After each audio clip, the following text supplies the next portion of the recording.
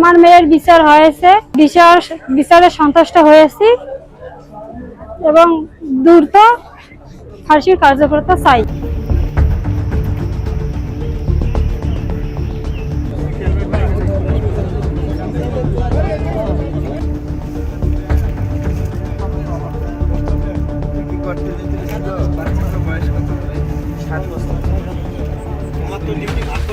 যে বিচার কার্যক্রম করলো বা রায় হলো, রায়ে আমরা সন্তুষ্ট। আমরা দ্রুত এই কার্যকর দেখতে পাই বা দেখতেই পাই।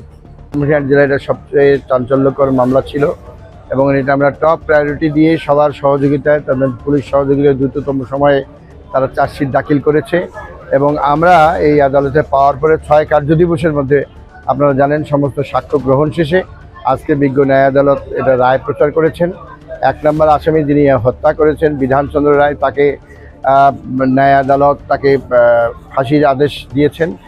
তাকে ফাঁসিতে ঝুলিয়ে তার মৃত্যু নিশ্চিত করার জন্য বলা হয়েছে এবং তার বাবা মা তারা সহযোগিতা করেছিল এই লাশটাকে গুম করার জন্য। তার জন্য তাদের দুজনকে 5 বছরের সশ্রম কারাদণ্ড এবং অর্থদণ্ড প্রদান করেছেন। চাঞ্চল্যকর শিশু হত্যা এবং অত্যন্ত গরিব মানুষ তাদের এই মামলার এই ন্যায় বিচার নিশ্চিত করতে এত তাড়াতাড়ি পেয়েছি সবার সহযোগিতায়। এজন্য আমরা সন্তুষ্ট, আমরা ন্যায় বিচার পেয়েছি। লালমনিরহাট জেলায় এত স্বল্পতম সময়ে কোনো মামলা, এরকম একটা চাঞ্চল্যকর মামলার রায় প্রদান করা কখনোই সম্ভব হয় নাই।